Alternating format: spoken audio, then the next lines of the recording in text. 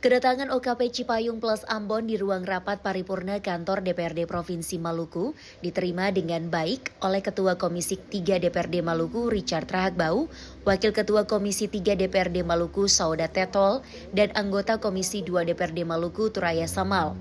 Kedatangan puluhan mahasiswa ini dengan tujuan untuk membawa beberapa tuntutan, meresponi dinamika politik yang sementara berlangsung dan penegakan demokrasi di Indonesia.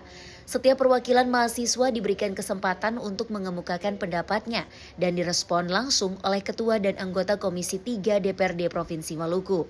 Akan mengawali apa yang menjadi tuntutan dari adik-adik kami dari Cipayung Plus ini. Ada 5 poin penting yang perlu akan disampaikan. Kami lembaga ini juga akan ada pimpinan disampaikan supaya apa yang menjadi aspirasi ini boleh diteruskan sehingga kita sama-sama mengawali demokrasi di negara Republik Indonesia. Itulah keinginan daripada adik-adik. Demokrasi harus ditegakkan, dikembalikan sehingga negara ini berdaulat.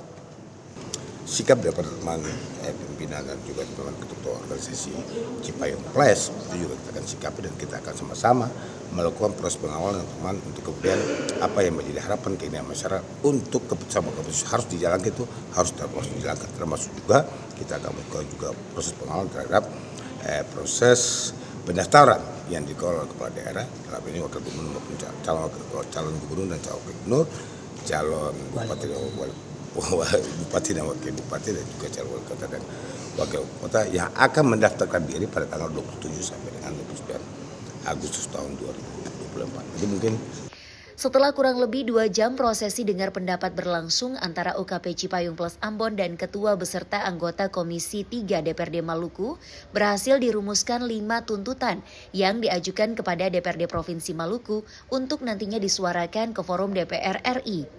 Menuntut agar DPRD Provinsi Maluku tetap mempertahankan prinsip-prinsip demokrasi, serta supremasi hukum dan prinsip check and balance yang sudah ada sejak negara ini ditetapkan sebagai negara demokrasi. Yang berikut, kami juga memperjuangkan bahwa pemerintahan Indonesia harus berdasarkan pemerintahan yang baik dan benar, tidak berdasarkan oligarki.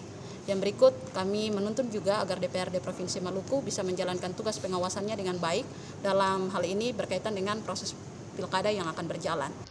Atapari juga menegaskan bahwa langkah audiensi ini sebagai bentuk tugas civil society OKP Cipayung Plus Ambon di Maluku.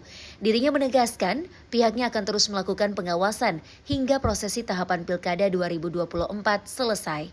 Monika Seipala, Edmond Tupan melaporkan.